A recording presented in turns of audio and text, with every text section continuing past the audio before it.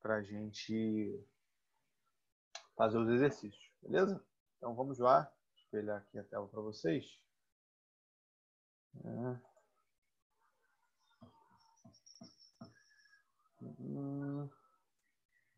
Vamos ir. Só um segundinho aqui.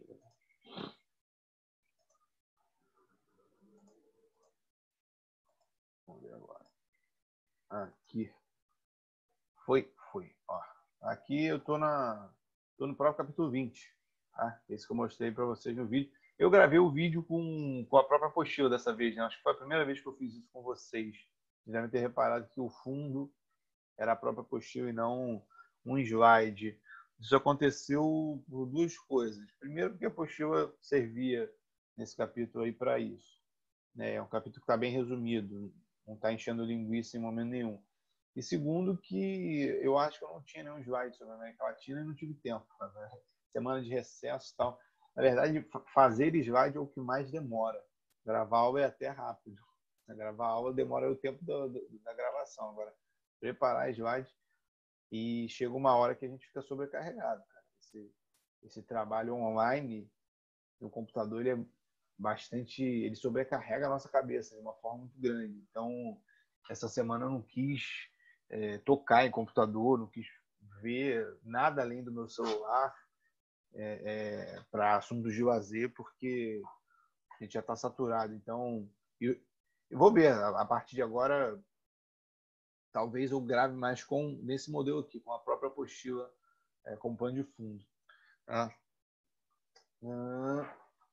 Muitos slides eu já tenho, não preciso preparar, mas depende, caso a caso. Então vamos lá, vamos fazer aqui as questões. Sempre eu faço os contextualizados. Né? Se você tiver interesse, depois de ver aqui os conceituais, tem esses maneiros, mas todos discursivos.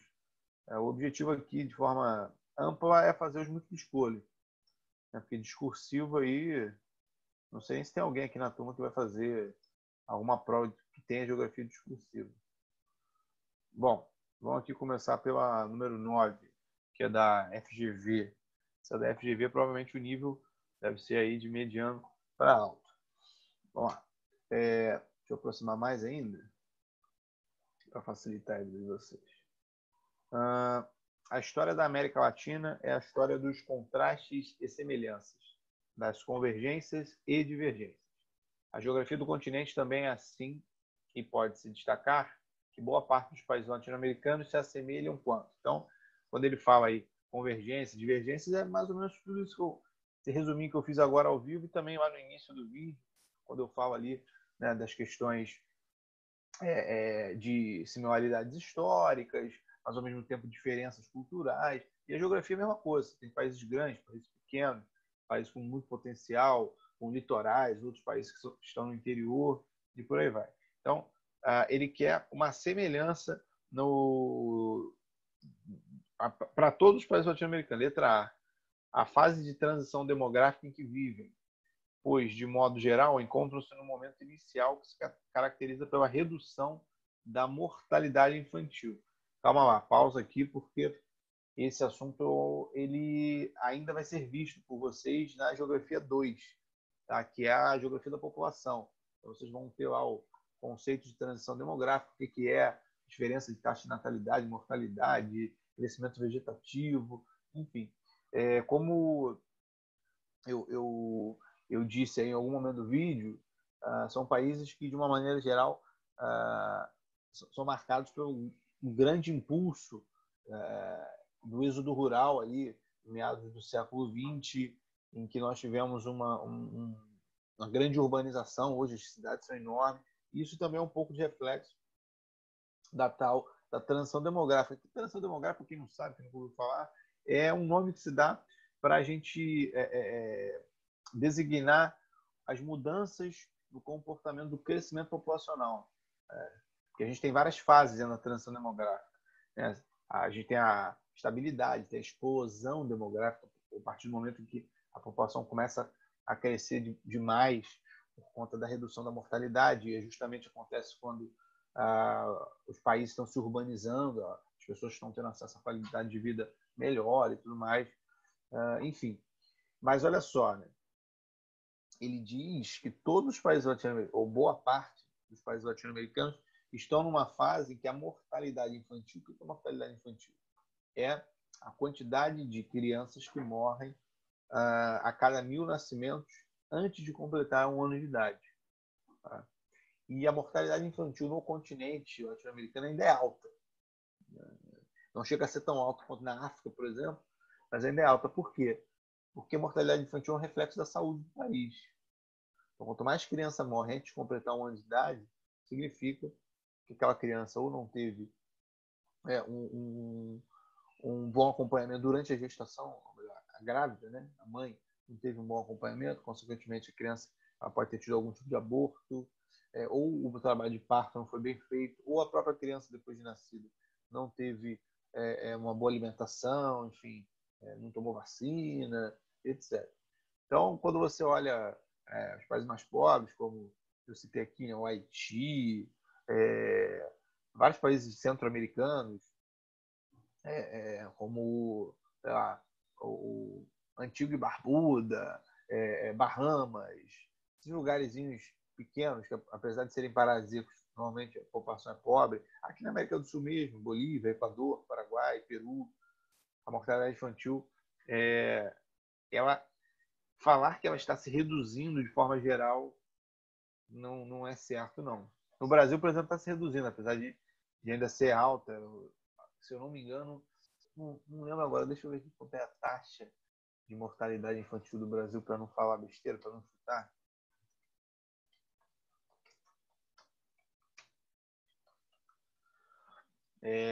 Hoje, a mortalidade infantil brasileira está de 12,4. Ou seja, a cada 1.000 crianças que nascem, 12 morrem antes de completar 1 ano. Isso é considerado uma taxa relativamente alta. Eu estou vendo um gráfico aqui, vocês não estão vendo, mas a mortalidade infantil no Brasil, ela no início dos anos 2000, ela era de quase 30 crianças. Se reduziu para 12. Ou seja, o Brasil está passando por essa situação, né, por conta dos programas de inclusão social e tal. Mas não dá para a gente falar que isso é comum a todos os países latino-americanos, não. Tá? Então, essa número 1 aí está errada. Ok? B. A urbanização que se caracterizou como um processo rápido e desordenado, em geral relacionado à transferência da população do campo para a cidade. Falei isso no vídeo. Gabarito. Pode marcar aí, letra B, com certeza. Né? Isso é típico de países pobres, países dependentes, que se industrializaram de forma intensa e, consequentemente, a urbanização também é muito veloz. Por quê? Porque a industrialização ela é tardia, ela aconteceu muito depois dos países europeus e tal, e, consequentemente, acaba que muitas indústrias crescem em pouco tempo. Isso, de um lado, na cidade, impulsiona, como a gente já estudou lá atrás também, impulsiona o surgimento de empregos, consequentemente a atração de pessoas, e no campo, a indústria ela está fazendo o quê? Está mecanizando a produção agrícola. Consequentemente, está tirando empregos. Então, as pessoas saem do campo, vão para a cidade, por isso a cidade não inchar. E esse é o gabarito. Okay? A gente ainda vai falar mais sobre essas questões urbanas da América Latina. Só para ver as outras aqui. Letra C. A forte participação no comércio internacional, sobretudo aqueles países que ultrapassaram a fase da exportação de bens de baixo valor agregado. Não. Mesmo o Brasil, ele não chega nem a 1% do comércio internacional. O Brasil, que é o país mais industrializado da América Latina. Vai pegar países... O que mais tem é país da América Central que a gente nunca ouviu falar. A gente só ouve falar em época de Olimpíadas. Eu já citei até um aqui, Antigua e Barbuda, Barbados, Bahamas, Porto Príncipe, Guiné-Bissau, e por aí vai. Letra D. Ao atual estágio de desenvolvimento socioeconômico, que desde o início do século XXI tem se caracterizado pela estagnação. Aí vai depender. Também não dá para falar que todos estão nessa mesma situação. E pelo contrário, século XXI, você pensar, o Brasil cresceu muito. Agora que a gente está estagnado. Letra E. Ao expressivo crescimento dos estados como gerenciadores da economia após o período um período entre os anos 80 e 90 de expansão do neoliberalismo. Não, né? O Estado não voltou a gerenciar a economia tanto quanto acontecia até os anos 80. O neoliberalismo ele chegou e está aí até hoje. Só você ver as reformas que são feitas no nosso país. A reforma da Previdência, a reforma trabalhista, quer fazer reforma tributária, etc., etc., que são medidas para se adequar ao neoliberalismo. Tá? Então, gabarito está bem. Beleza? Questãozinha interessante. A FGV sempre... Dificilmente uma questão da FGV é totalmente banal, né? Como diriam os militares. Questão 10. Essa aqui é UTF... Bom, a do Paraná. Eu não sei exatamente de que lugar é esse. A América Latina é uma das regiões onde se encontram os denominados países do Sul. Na maioria, exportadores de matéria-prima e pouco industrializados. Contudo, alguns países da região se industrializaram e hoje apresentam grande parte de sua população economicamente ativa e de produto interno bruto, baseado nos setores industriais e de serviços. Sobre o processo de industrialização na América Latina, é correto afirmar apenas que um processo de industrialização especificamente. Letra A. Brasil, Argentina e México lideram a produção industrial latino-americana com parques industriais diversificados e dinâmicos, contrastando com o restante da região. Olha, talvez. Poderia botar aí o Chile, talvez um pouquinho também, mas, enfim, vamos deixar sob suspeição essa letra A aí. Mas pode ser, pode ser. Vamos ver se tem alguma mais firme. B. O Chile, ainda que menos industrializado que o Brasil e a Argentina, possui uma das maiores e mais dinâmicas economias da região, sendo superado no setor industrial somente pelos dois países citados e pela Colômbia. Não, seria México aqui, né? E não Colômbia. C. A Venezuela é o país mais industrializado da região. Não precisa nem ler o resto.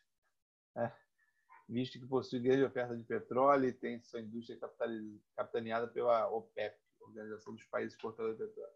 Não, a Venezuela é um caso muito específico, a gente vai falar sobre ela mais na aula de América do Sul, mas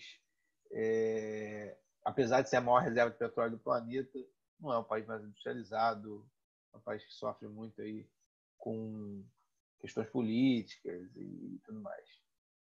Então, se encontra numa crise gravíssima. D. O México possui o parque industrial menos diversificado e dinâmico da região. Claro que não, né? O México é um dos expoentes. Não precisa nem ler o resto.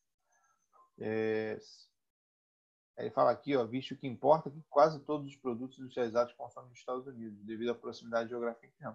Não, vamos lembrar que a industrialização mexicana ela é muito baseada em investimentos americanos. O México ele é mestre em receber fábricas americanas para produzir ali dentro. São as chamadas maquiladoras, indústrias montadoras. Então vem lá uma marca americana, coloca a sua fábrica no México, aproveita a mão de obra barata mexicana, faz ali a produção, né? Materializa a produção e depois vende de volta para os Estados Unidos, já que eles fazem parte do NAFTA, que é o bloco econômico entre Estados Unidos, Canadá e México. Vocês lembram que a gente já estudou isso, certo? Então, tá errado. Letra E, Cuba. Vamos falar bem de Cuba semana que vem.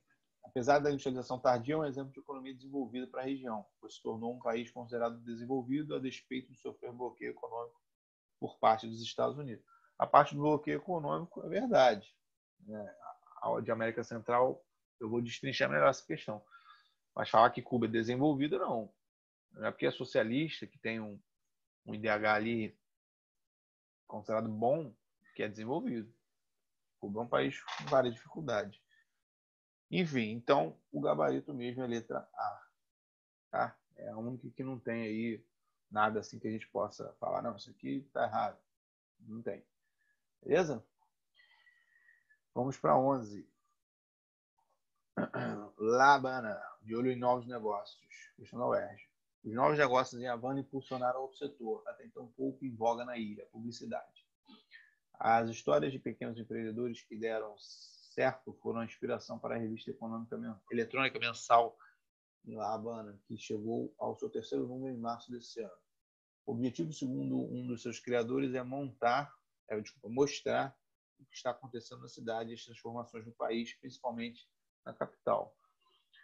É uma questão que fala de Cuba. Como eu disse, eu ainda não entrei em assunto relacionado a Cuba nessa aula, porque eu sei que na aula que vem é só América Central, e América Central, um dos principais assuntos é Cuba. Não teria por que eu ficar falando hoje.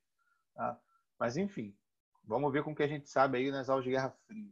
Cuba passou a ser um país socialista após a Revolução ocorrida em 59. Nas últimas décadas, porém, tem vivenciado mudanças derivadas da dissolução da União Soviética, entre os quais estão citados no texto da reportagem.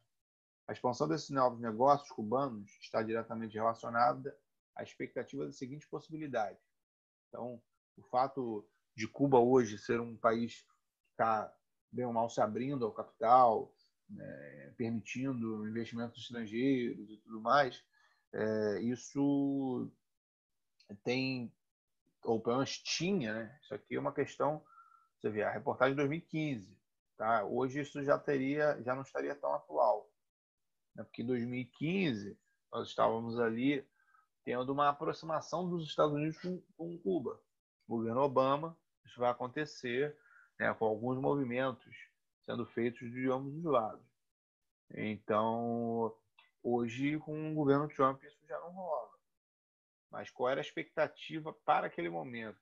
De novo, aquele problema da geografia, a questão que fica velha, meio que ultrapassada. Letra A, Cuba tinha expectativa de se integrar com países latino-americanos? Não. Essa integração, bem ou mal, já existe. Então, não era essa a expectativa. B, celebração de acordos com a China? Também não, até porque a China não tem nenhum tipo de restrição a Cuba. Então, os dois são socialistas. É um grande parceiro cubano, inclusive. Letra C, o fim do embargo econômico com os Estados Unidos? Havia essa expectativa lá atrás? Havia. Por mais que fosse muito difícil, que o Obama não tenha conseguido fazer isso, de fato havia essa expectativa. Né? Muitos pensavam que isso poderia acontecer. Hoje, há essa expectativa? Não. O governo Trump, não. Talvez no Trump perdendo as eleições desse ano, talvez retome algo nesse sentido. Hoje não há. A letra D fala em liberalização para investimentos de capitais europeus. Também não é esse a questão, até porque países europeus também comercializam com Cuba hoje em dia. A questão é norte-americana. Tá? Então, por isso o gabarito só pode ser letra C. Fazendo as ressalvas, claro que essa questão não poderia cair dessa forma hoje, porque senão ia pegar muita gente assim sem entender nada. Pô. Como assim? Fim do embargo americano. Com Trump no poder? Não mesmo. Beleza? Mas a gente fala melhor sobre Cuba na próxima aula. Vamos seguir aqui para o número 12. Analise as proposições sobre... Senão eu mesmo mudei. Vou mudar de lugar aqui que é mais fácil. Analise as proposições sobre a concentração fundiária na América Latina. 1. A concentração fundiária é a herança do período colonial. A economia colonial foi baseada na formação de pequenas propriedades rurais voltadas para a agricultura de subsistência. Errado. A primeira frase está certa. A concentração fundiária é, sim, uma herança do período colonial. Agora, falar que a economia colonial, a colonização da exploração, foi baseada em pequenas propriedades de subsistência? Não, foi o contrário, né? Grandes propriedades, grandes latifúndios exportadores. Falso. 2. A concentração fundiária é uma característica marcante do espaço agrário e tem sido causa de diversos conflitos por posse de terra. Sim, isso acontece no Brasil e todos os outros países também. 3. Atualmente, a concentração fundiária vem sendo mantida pelas políticas agrárias, que, de certa forma, beneficiam os pequenos produtores. Pequenos não, né? As políticas beneficiam os grandes produtores. Então, tem que a concentração é mantida. E a número 4. As plantations são grandes lavouras monocultoras de produtos tropicais voltadas para a exportação. Correto? O nosso gabarito aqui, 2 e 4 verdadeiros. Letra E. Beleza? Letra E. Tudo certo até agora, né, gente? Então, vamos aí, né? Vamos lá. Número 13. Na ação, o governo de Roraima responsabiliza o fluxo migratório pela aparição de doenças antes erradicadas nesse país, tal como o sarampo, e pelo crescimento na ocorrência de outras, como a malária. No entanto, o argumento discriminatório se evidencia ao se observar a solução proposta para lidar com o surto da doença, qual seja a criação de uma barreira sanitária na fronteira. Assim, ao invés de se focar na contenção da circulação do vírus por meio de campanhas de vacinação, propõe-se impedir a circulação de pessoas, argumento repetido várias vezes por governantes locais e também por parlamentares roraimenses. Reportagem do ano passado. Você lê isso aqui, fala de vírus, circulação de pessoas, imediatamente a gente pensa no corona. Mas não era o caso. Aqui, falando de sarampo, malária e tal. Está falando aqui a questão de um assunto muito específico que eu também não abordei nessa aula, porque veremos isso na aula de América do Sul, que é uma problemática que ocorre já há alguns anos aí na fronteira brasileira, lá no extremo norte, em Roraima, com a Venezuela. O fato da Venezuela estar passando por uma crise econômica, política, humanitária, fez com que muitos venezuelanos tentassem vir para o Brasil para melhorar de vida, né? E, enfim, a questão ela vai tocar justamente nisso, em como que esses venezuelanos são tratados no Brasil. Você já consegue ver aqui que eles são associados à doença, não é aquela coisa do preconceito. A gente fala lá dos europeus, com os africanos, com os árabes e tal, mas quando acontece no Brasil, a gente vê coisas imediatamente semelhantes. O Brasil ele não passa muito por... não tem muitos conflitos étnicos entre diferentes grupos, porque a gente não é um alvo de migrações. São pouquíssimos os estrangeiros que vivem no Brasil. Mas quando ocorre, como é o caso da Venezuela, a tal da xenofobia se torna latente, né? Então, a questão, a pergunta é a seguinte: o país de origem do fluxo migratório, que se trata do texto, e a atitude discriminatória que ele aborda, denomina-se. Então, não é Israel e não é Colômbia. Na Colômbia, os problemas em relação à fronteira com a Colômbia têm a ver com o tráfico de drogas, e não com entrada maciça de pessoas. Venezuela. E aí, a atitude discriminatória não é a aculturação. A aculturação é você, de alguma forma, como é que eu posso dizer? Você trazer a sua cultura para o outro que vem de fora. Se não me engano, é isso. É uma expressão da sociologia. Mas não é esse o aspecto. O aspecto aqui é a xenofobia, né? Que é o preconceito mesmo. A própria enunciado já fala em discriminação. Você associar o outro a doença, problema, desemprego, assalto, violência, enfim. Então, gabarito, letra E. Ok? Vamos lá, vamos seguindo. 14. A economia latino-americana é influenciada pela presença de empresas multinacionais estrangeiras. Essas empresas, oriundas principalmente dos Estados Unidos, Japão e Europa, instalaram-se na região, sobretudo a partir da segunda metade do século XX, aproveitando-se das condições favoráveis oferecidas pelos países latino-americanos, o que eu expliquei no vídeo, junto à fome com a vontade de comer. De acordo com a afirmação anterior, assinale a alternativa que representa corretamente os fatores vocacionais oferecidos pelos países latino-americanos. Então, aqui a gente tem que voltar naquelas aulas de industrialização que a gente teve, de revoluções industriais. O que é um fator locacional? O que aquele local tem para oferecer de atrativo para quem quer investir ali. Eu citei o caso do México. O que o México tem de interessante para as empresas americanas? Tem a mão de obra barata, tem os incentivos fiscais, tem o mercado consumidor que quer consumir os produtos americanos e tudo mais. Então vamos ver aqui. Letra A, mercado consumidor, concessão de incentivos fiscais e fortes regulações ambientais. Estaria certo se não fosse a palavra forte. Normalmente, lugares assim periféricos têm fraca regulação ambiental. São as chamadas leis ambientais flexíveis, que são as leis que não precisam ser seguidas ou que não existem, e embarateia o custo da produção. Você não precisa se preocupar tanto com o meio ambiente. Você pode poluir ali meio que à vontade. Você pode desmatar a floresta amazônica, pode queimar ela, que o governo não vai se preocupar muito com isso, não. Mais ou menos isso. B, concessão de incentivos fiscais, mercado consumidor, custo elevado com mão de obra. Opa, outro erro aqui. Custo elevado, não, né? Mão de obra é barata. C, abundância de matéria-prima, custo reduzido com mão de obra, concessão de incentivos fiscais e mercado consumidor? Sim. Abundância de matéria-prima? Sim, normalmente. Né? Países tropicais, países com florestas, países com recursos minerais. Né? Então, pode marcar a letra C. A letra D vai no mesmo erro aqui da B.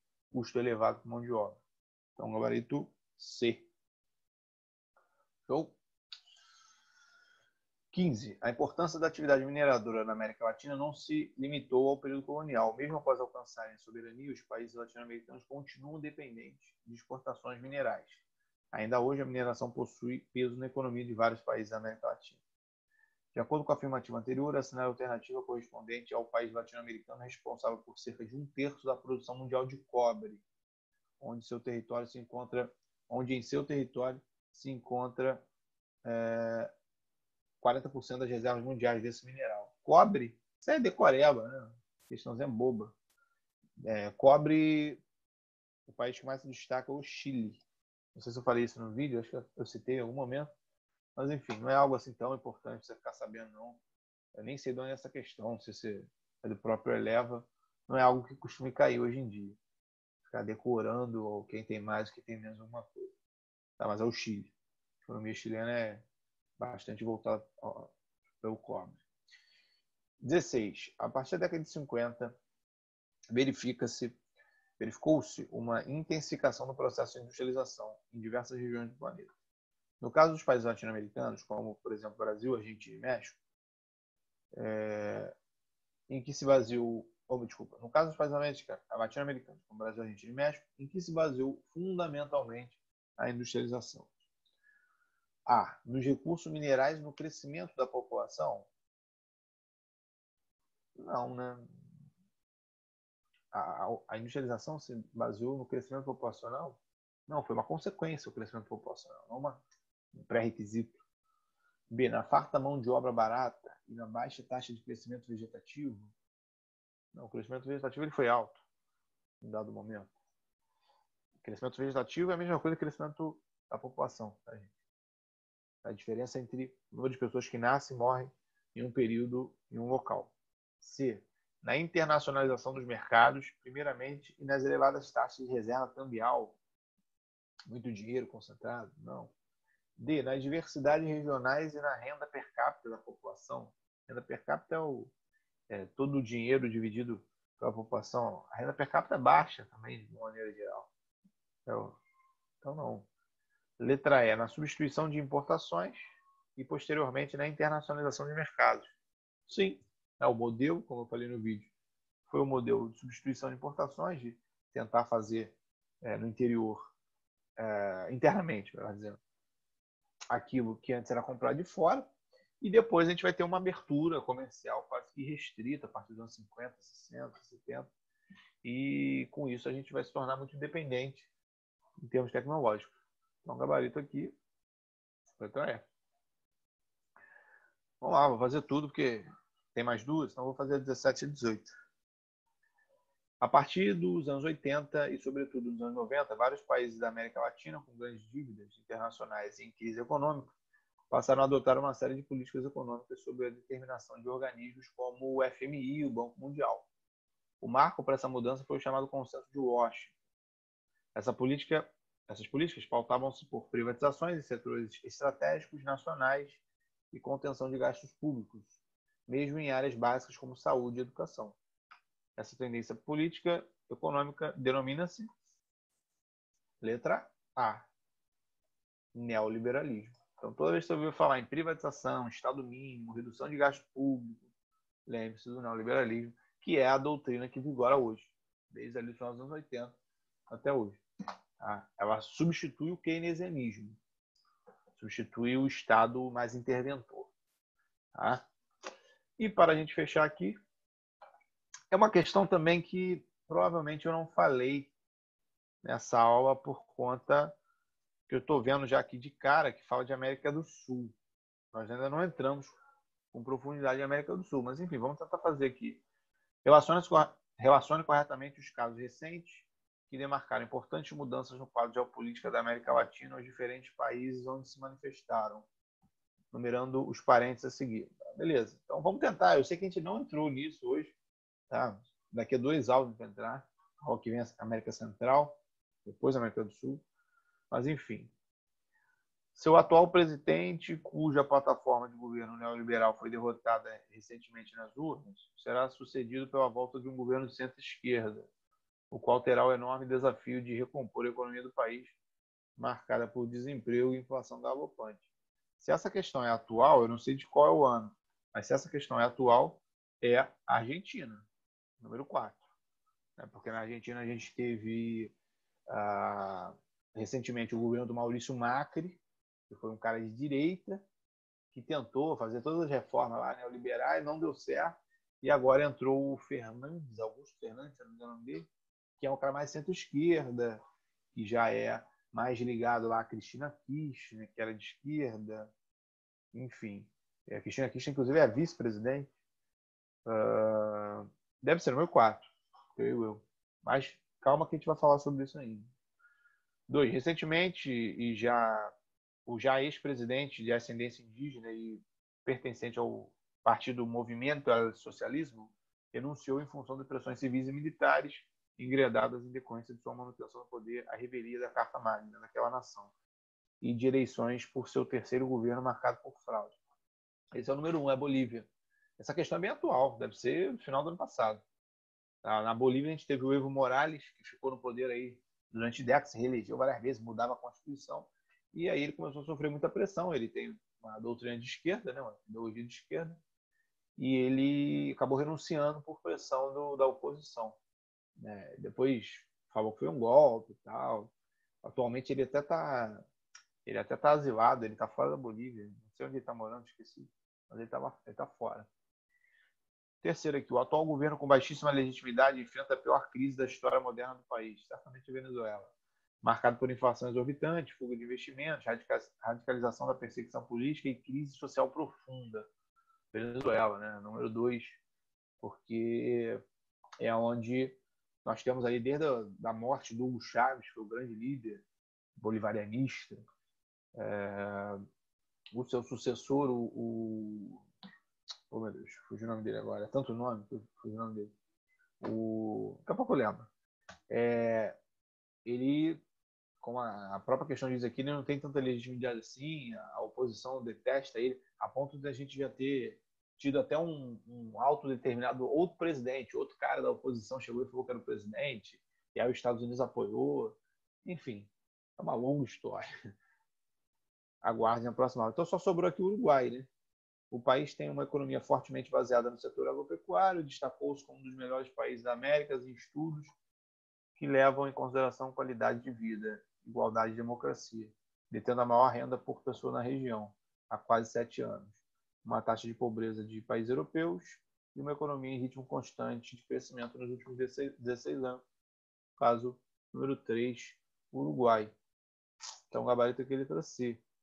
O Uruguai, bem ou mal, é um país pequenininho, mas que tem ali sua estabilidade, claro, tem suas dificuldades, tem seus contrastes também, mas é um país que consegue se manter ali. A Suíça sul-americana é um país que consegue se manter ali de forma satisfatória. Mas, gente, essa questão aqui eu só fiz mesmo para fechar, porque esses assuntos eu vou tocar neles no módulo 22 apenas, que é um módulo de América do Sul. Ok, galera? Tudo tranquilo?